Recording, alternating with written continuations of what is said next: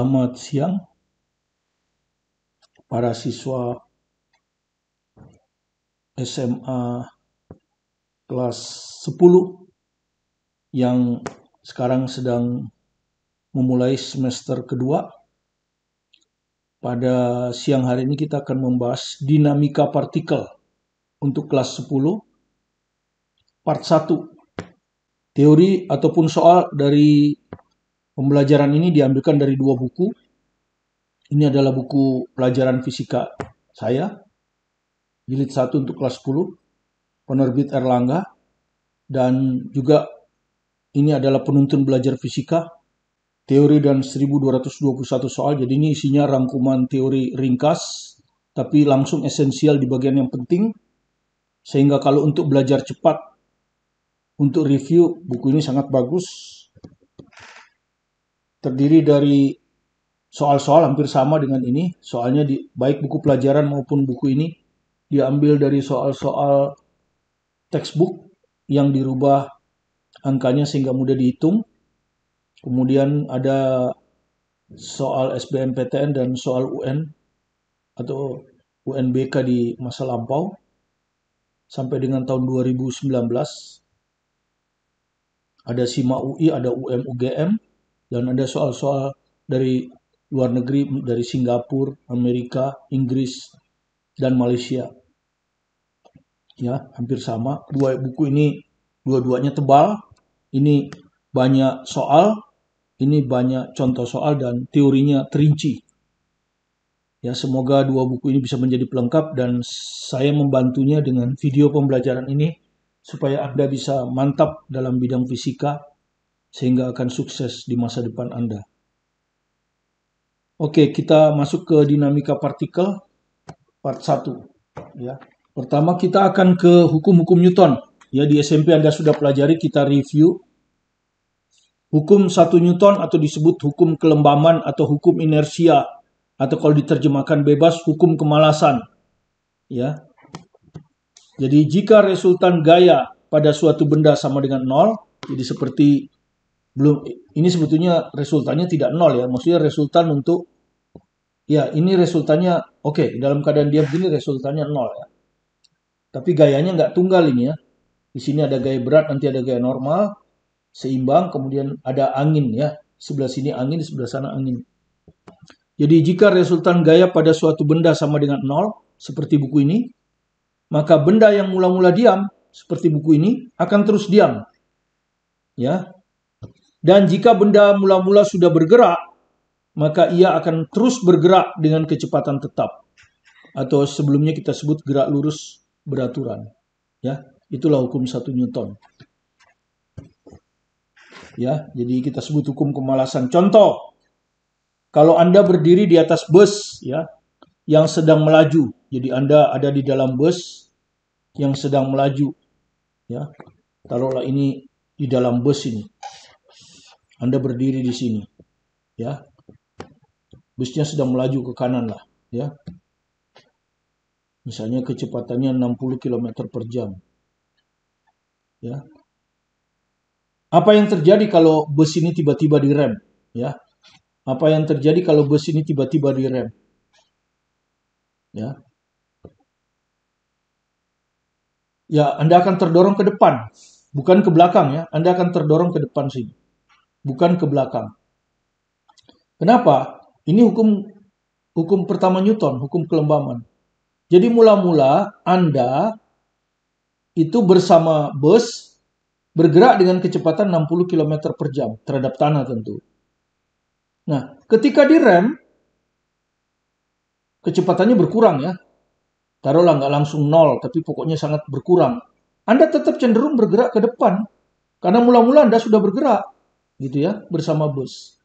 Akibatnya ketika direm, Anda akan ke depan, terdorong ke depan. Ya, itu hukum 1 kelembaman. Bagaimana jika dibalik, bis dari keadaan diam? Jadi tadinya bis ini diam. V-nya sama dengan 0. Tiba-tiba dijalankan, digas gitu. Apa yang terjadi? Anda akan terdorong ke belakang, ya. Anda akan terdorong ke belakang. Ya. Mengapa? Ya, mula-mula Anda dengan bus diam terhadap tanah, Anda diam. Dan Anda akan cenderung mempertahankan keadaan diam ini. Maka ketika busnya bergerak tiba-tiba, Anda tetap akan diam. Akibatnya Anda akan terdorong ke belakang. Karena busnya ke depan, Anda diam, maka Anda akan terdorong ke belakang. Ya, itu. Terus, kenapa ada seruan atau keharusan, ya, terutama di jalan tol. Tapi ini tidak mesti di jalan tol. Pokoknya keharusan. Kalau berkendara, supir maupun penumpang yang ada di depan itu selalu menggunakan sabuk keselamatan. Ya, dianjurkan memakai sabuk keselamatan. Ya, itu juga adalah hukum 1 Newton. Artinya apa? Jaga-jaga kalau si supir ini ngerem mendadak, maka Anda tidak akan terdorong ke depan. Kalau ngerem mendadaknya cepat, Anda akan terdorong ke depan menabrak board itu, dashboard, atau mungkin menabrak kaca sehingga Anda bisa terluka. Terutama kalau terjadi kecelakaan yang fatal, Anda akan terlempar ke kaca dan membentur. Untuk supir mungkin dadanya bisa membentur setir sehingga meninggal dunia, ya, atau luka parah. Karena itu selalulah gunakan sabuk keselamatan kalau menggunakan mobil. Baik Anda ada di depan maupun Anda ada di belakang. Karena sudah banyak peristiwa dalam kehidupan sehari-hari orang meninggal karena tidak menggunakan sabuk keselamatan. Ya, itu hukum 1 Newton. Hukum 2 Newton. Kalau hukum 2 Newton ini tentang hubungan antara percepatan dan gaya. Seperti tadi dibilang, ya, kalau tidak ada resultan gaya, percepatan 0. Karena itu yang diam akan selamanya diam. Kalau dia bergerak lurus dengan percepatan 0, yaitu gerak lurus beraturan. Nah, bagaimana kalau resultan gayanya tidak 0? Itulah hukum 2 Newton. Ya, percepatan yang dihasilkan oleh resultan gaya, resultan, ya. Jadi resultan itu artinya gayanya nggak mesti 1. Dan umumnya gaya lebih dari 1, ya. Yang bekerja pada benda umumnya lebih dari 1. Yang bekerja pada suatu benda berbanding lurus dengan resultan gaya. Jadi Anda lihat, hanya di pembilang, resultan gaya di pembilang. Searah dengan resultan gaya, jadi kalau resultan gayanya ke kanan, percepatannya akan ke kanan. Kalau resultan gaya ke atas, percepatannya juga ke atas. Dan berbanding terbalik dengan massa benda. Ya, jadi kalau percepatan di pembilang, massa benda di penyebut. Itu berbanding terbalik. Ya. Jadi benda yang besar kalau dikenakan gaya yang sama dengan benda yang kecil, benda yang ringan, maka tentu benda yang ringan akan meluncur dengan percepatan yang lebih cepat dibandingkan dengan benda yang berat. Ya. Oke, atau yang terkenal adalah rumus ini, sigma F sama dengan M kali A. A adalah percepatan meter per sekon kuadrat, satuan dalam sistem internasional.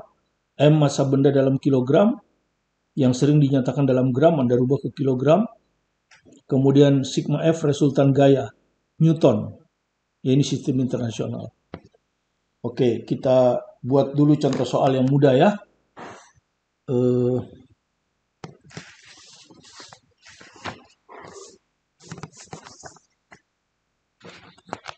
Ini esai nomor 1, ya. Esai nomor 1.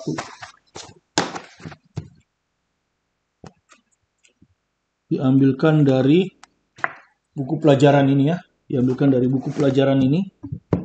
Esai nomor 1, halaman 296, ya.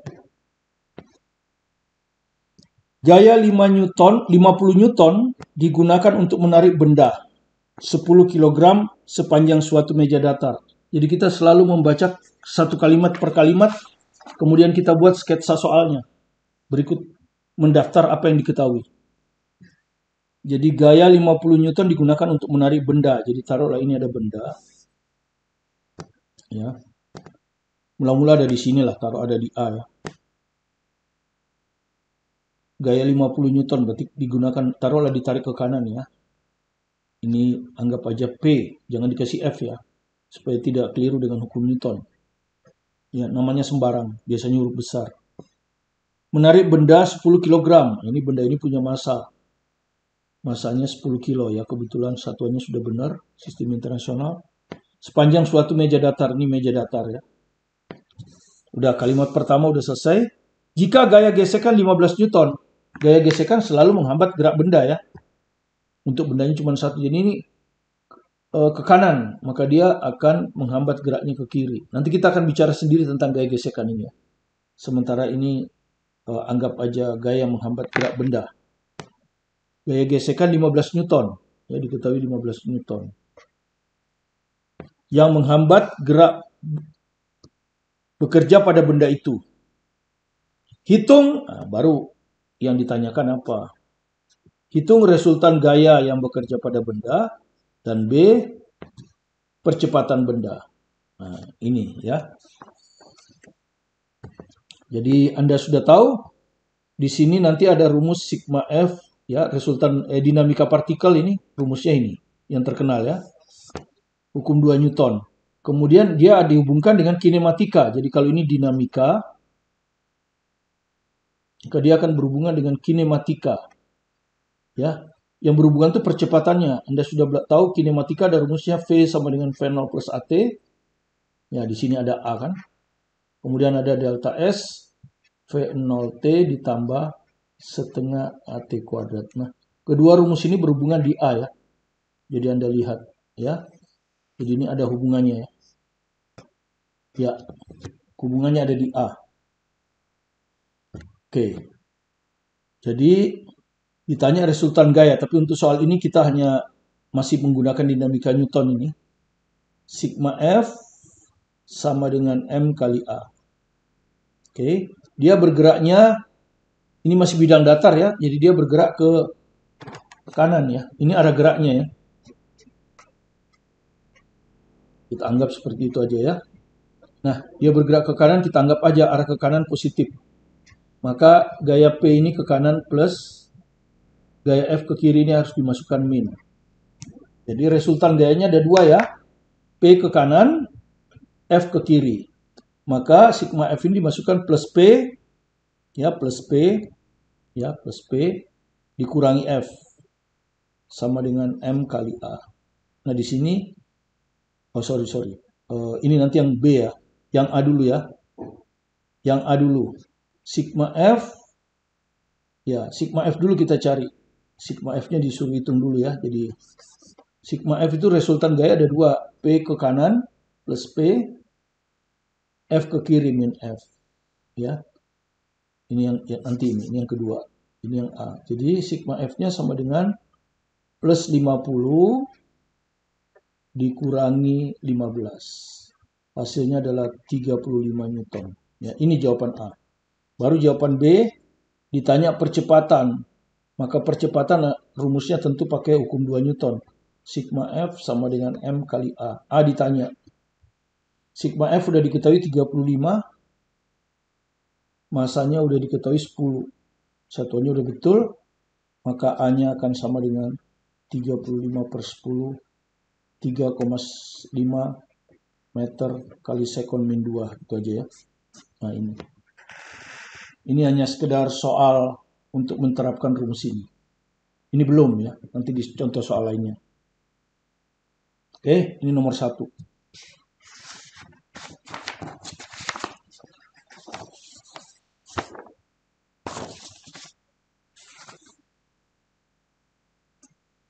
Oke. Sekarang kita ke hukum 3 Newton. Ya, jadi tadi contoh itu hanya sekedar contoh untuk pemahaman rumus saja. Nanti kita akan gabung-gabung. Hukum 3 Newton. Jadi hukum 1 Newton sudah, hukum 2 Newton sudah, sekarang hukum 3 Newton. Ya, ini tentang aksi reaksi ya. Ini tentang aksi reaksi. Jika benda pertama mengerjakan gaya pada benda kedua, maka benda kedua juga akan mengerjakan gaya pada benda pertama. Yang besarnya sama tetapi arahnya berlawanan. Jadi maksudnya begini. Ya. Ini gambaran ya, jangan diambil. Ini misalnya benda 1. Ini benda 2 ya. Saya pisahkan aja. Yang penting maksudnya ngerti. Kalau benda pertama mengerjakan gaya pada benda kedua, jadi taruhlah benda pertama ini memukul benda kedua gitu ya. Jadi gaya ini bekerja pada benda 2. disebabkan oleh benda satu. Jadi bekerjanya selalu di depan ya. Ini penyebabnya. Jadi ini selalu penyebab. Ya. Ini yang mengalami ya. Ini yang mengalami. Tuh. Maka kalau satu memukul dua, maka dua akan membalas. Ya, dua akan membalas, dipukul juga ini. Kan gitu. Nah, ini yang kita sebut, kalau ini biasanya kita sebut reaksi ini kan. Biasanya disebutnya F aksen. Maka F aksen ini adalah gaya yang bekerja pada satu disebabkan oleh dua. Jadi dia bekerja pada satu ya, disebabkan oleh dua. Jadi Anda lihat, ini bolak-balik ini. Kalau dua memukul satu, satu membalas memukul dua. Nah ini disebut pasangan aksi-reaksi. Ya. Nah, arahnya berlawanan. Ini arahnya berlawanan. Satu memukul dua ke kanan, dua memukul satu ke kiri. Arahnya berlawanan. Besarnya sama. Gitu. Nah, ya, itu contohnya. Nah, contoh keseharian, misalnya ketika Anda duduk di kursi. Ya, ketika Anda duduk di kursi. Ini kursi ya. Maka di sini ada bidang sentuh. Ya, bidang sentuh ini. Yang di bawah punya kursi, yang di atas punya bokong Anda. Ya. Apa yang terjadi ketika Anda duduk? Anda menekan kursi ke bawah.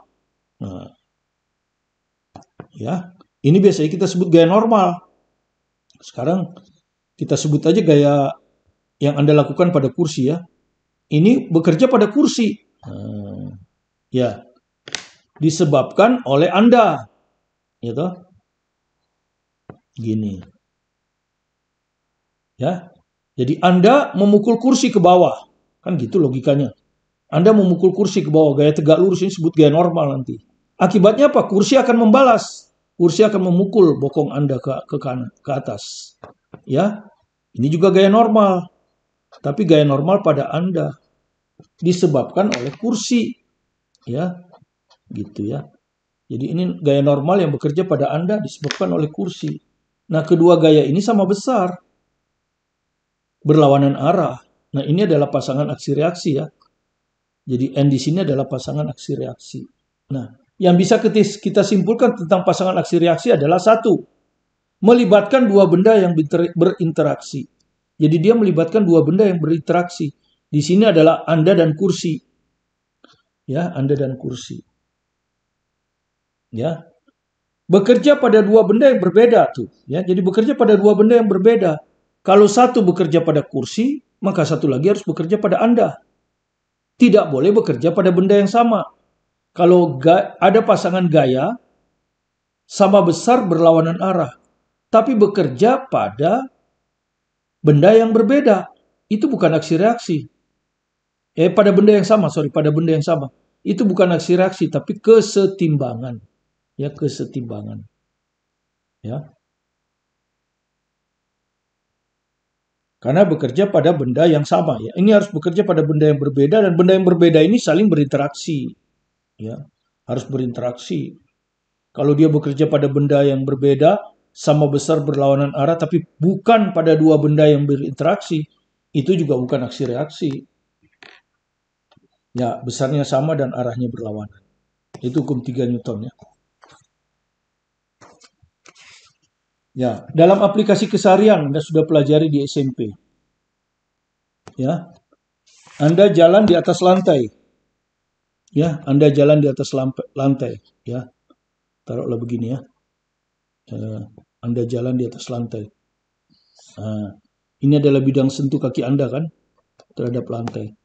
Apa yang terjadi waktu Anda jalan sama lantai? Sebetulnya Anda itu menekan lantai ke kiri, ya, ke belakang. Ketika Anda jalan, Anda itu menekan lantai ke belakang. Ya, ini adalah gaya yang bekerja pada lantai disebabkan oleh kaki Anda ya. Jadi Anda mendorong lantai ke belakang. Akibatnya lantai membalas. Lantai akan mendorong kaki Anda ke depan. Ya, ini adalah gaya yang bekerja pada Anda disebabkan oleh lantai. Ya, jadi gaya yang bekerja pada Anda ke depan. Anda menekan lantai ke belakang, lantai menekan Anda ke depan sehingga Anda bisa berjalan ke depan. Itu yang terjadi sesungguhnya kan? Dan kedua gaya ini pasangan aksi reaksi. Ya, sama besar, berlawanan arah, bekerja pada benda yang berbeda. Yang gaya ke belakang ini bekerja pada lantai, yang gaya ke depan bekerja pada Anda. Nah, yang Anda rasakan adalah gaya ke depan. Karena ini gaya yang Anda bekerja pada Anda. Gaya ini nggak bekerja pada Anda. Gaya yang ke belakang tidak bekerja pada Anda. Tidak Anda rasakan. Ketika Anda berenang, apa yang terjadi ketika Anda berenang? Ya, misalnya Anda berenang. Ini ada tangan kan? Ya, ya. Tangan Anda mendorong air ke belakang, ya kan? Ketika Anda berenang, tangan Anda mendorong air ke belakang. Bekerja pada air ya. Disebabkan oleh dorongan Anda ke belakang. Apa yang terjadi? Air akan mendorong Anda ke depan. Ya. Tapi bekerja pada Anda ini. Air akan mendorong Anda ke depan. Nah, ini yang bekerja pada Anda. Yang merah ini. Sehingga Anda terdorong ke depan. Sementara tangan Anda mendorong ke belakang. Ya, rasakan ketika Anda berenang. Nggak ada. Kalau Anda mendorong air ke depan, maka air akan mendorong Anda ke belakang. Ya, itu kalau Anda mau berenang ke belakang ya. Justru Anda dorong air ke depan. Demikian juga dengan senjata ya. Senjata itu ya. Senjata itu ya, senjata akan mendorong peluru ke depan, gitu. Nah, ini peluru.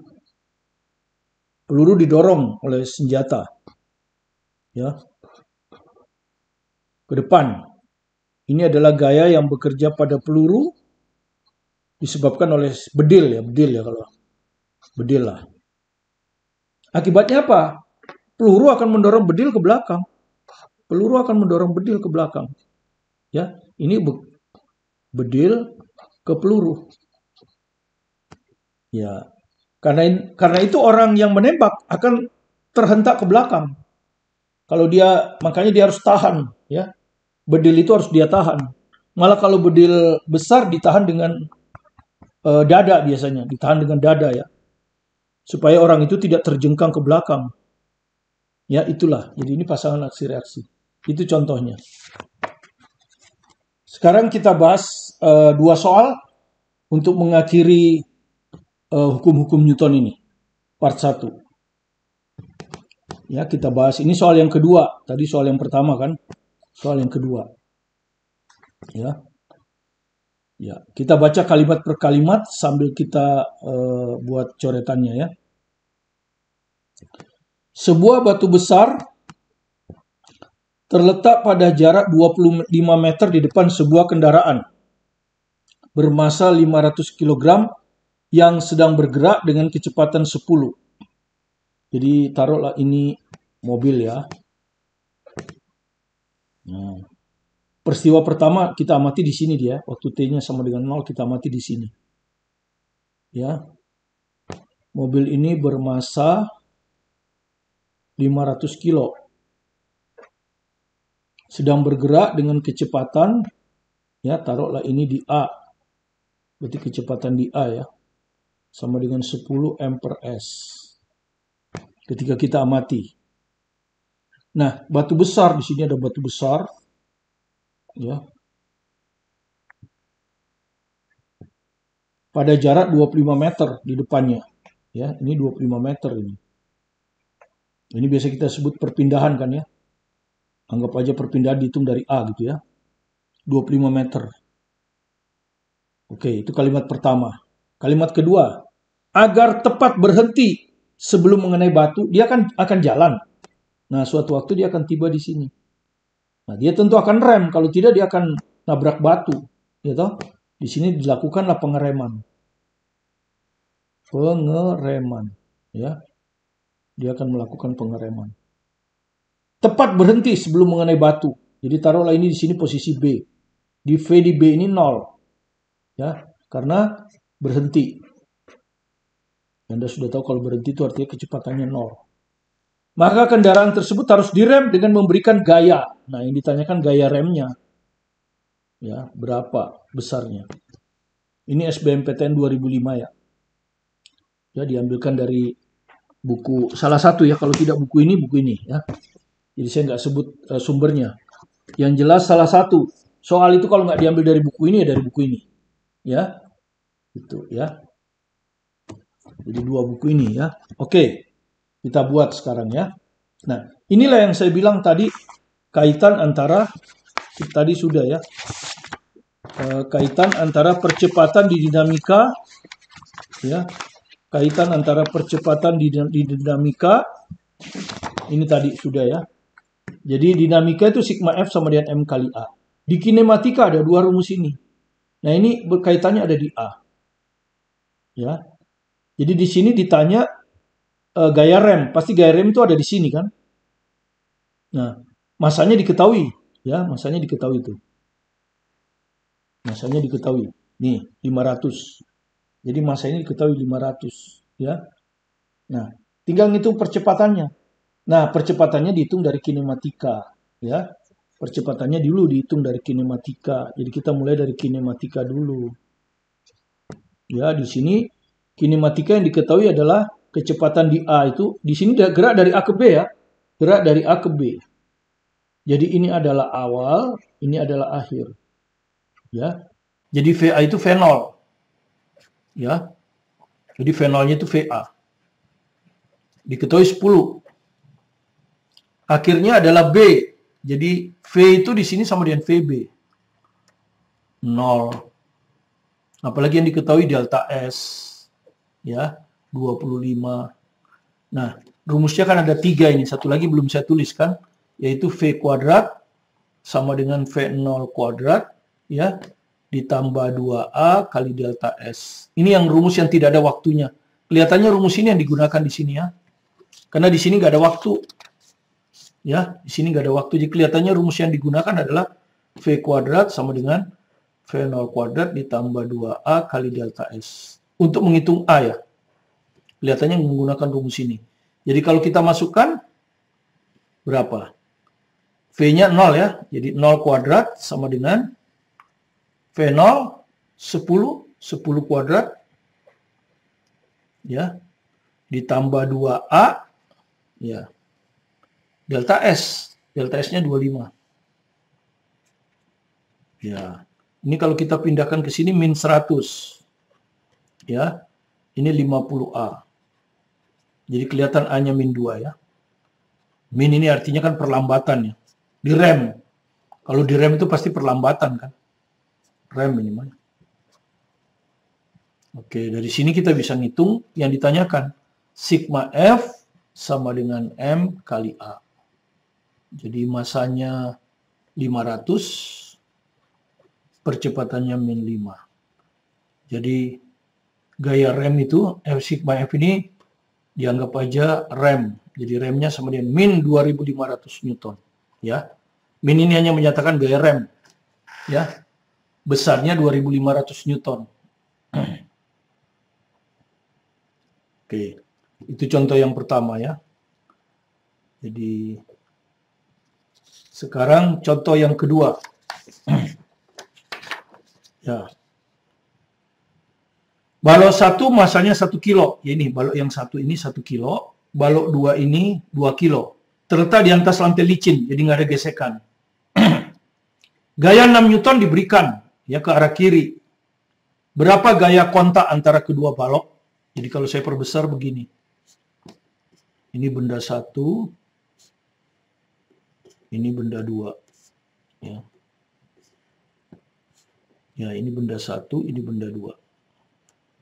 Nah, di sini di benda 2 ini dikasih gaya F. Nah, seperti ini. Anda bayangkan apa yang terjadi.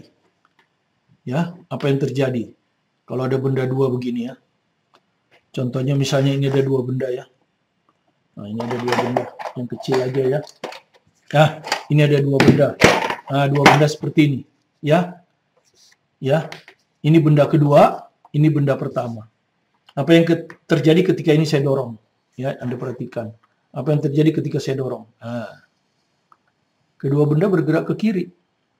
Ya, artinya apa? Gaya ini ada gaya ke kiri. Jadi, Anda gambar seperti apa? Ketika Anda dorong, ya, ketika Anda dorong, 2 akan mendorong 1 ke kiri. Nah, 2 akan mendorong 1 ke kiri. Gini ya. Nah, ini adalah gaya yang bekerja pada 1 disebabkan oleh 2. Jadi dia mendorong 1 ke kiri, makanya 1 ke kiri itu. Ya. Tapi seperti Anda tahu, 2 memukul 1 ke kiri, maka 1 akan memukul 2 ke kanan. Ini akan dipukul ke kanan. Tapi ini bekerja pada 2 ya. Bekerja pada 2 disebabkan oleh 1. Begini. Nah, kedua gaya ini adalah pasangan aksi reaksi. Tapi bekerja pada benda yang berbeda ya. Ini bekerja pada benda 2, ini bekerja pada benda 1. Seperti itu. Ya, besarnya sama. Oke. Inilah gayanya. Ya. Nah, yang ditanya gaya kontak. Nah, F12 ini sama dengan F21, ya. Inilah yang disebut gaya kontak ya. Ini yang disebut gaya kontak. Jadi kontak itu artinya sentuh. Gaya yang muncul karena bersentuhan. Nanti Anda akan tahu bahwa itu adalah gaya normal, ya. Nanti kita pelajari ini yang disebut dengan gaya normal. Kenapa? Karena tegak lurus dengan bidang sentuh. Ini bidang sentuhnya. Ya, dia tegak lurus, tapi nantilah itu. Yang penting ini gaya kontak. Nah, kita ditanya gaya kontak ini. Mau F12 boleh, mau F21 boleh. Nah, pertama kita tinjau. Ini akan mendapat percepatan ke kiri kan? Pertama kita tinjau 1 dan 2 sebagai satu sistem.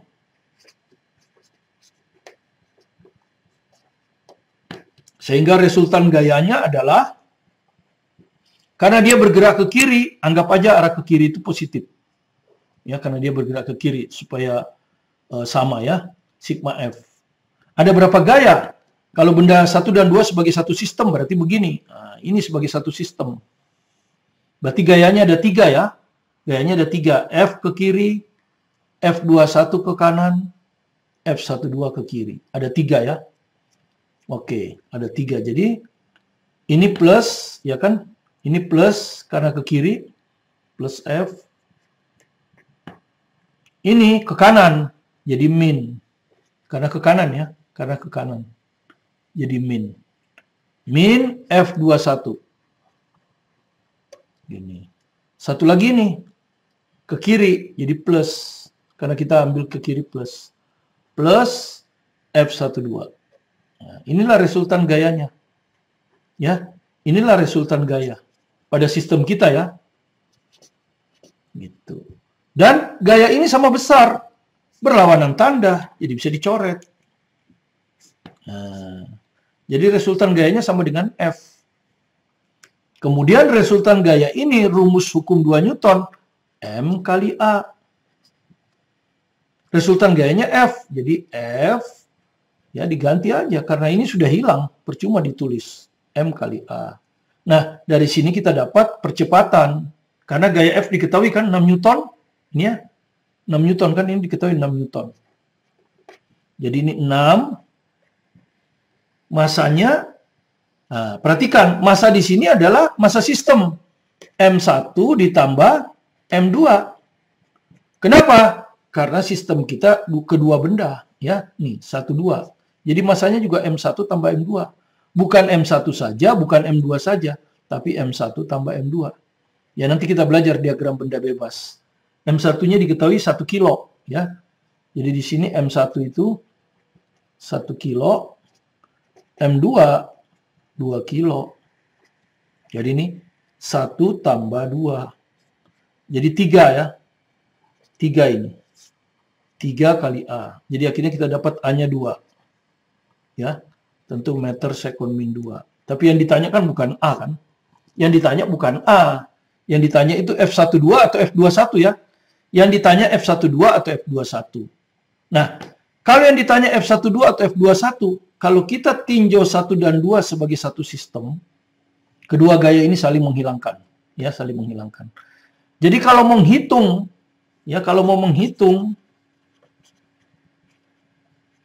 F12 ya atau F21, maka harus ditinjau salah satu sistem aja. Harus ditinjau M1 saja atau M2 saja. Ya, tidak boleh dua-duanya. Ya, M1 saja atau M2 saja. Ya. Nah, misalkan saya tinjau M1 saja. Tinjau M1 saja. M1 saja ya. Jadi ini saja. Saya gambar ulang ya. Gambarnya seperti ini kalau di M1 saja ya. Ini M1. Gayanya cuma satu kan? F12 ini. Ya. Hanya satu ya. F12 ini. Nah, ini. Ya, hanya satu. Baru saya gunakan rumus sigma F. Ingat percepatannya ke sana ya. Tadi positif. Sigma F sama dengan M1 saja, ya M1 saja. Kali A. Nah, resultan gayanya cuma ada satu nih, ke kiri. Ya, hanya ada satu ke kiri, plus. Jadi plus F12, itu yang mau kita hitung kan? Itu yang mau kita hitung. M1-nya tadi 1 ya. 1. Percepatannya udah kita hitung tadi. 2. Nah, jadi 2 Newton. Ketemulah ya. 2 Newton. Anda nggak percaya? Saya nggak percaya. Dicek. Sekarang kita tinjau M2 saja. Ya, M2 saja. Saya gambar ya, M2 saja yang besar ini. Saya gambar. Nah, ini M2 saja. Percepatannya tetap ke kiri. Gayanya ada 2 kan? F21 yang merah itu. Ini ke kanan.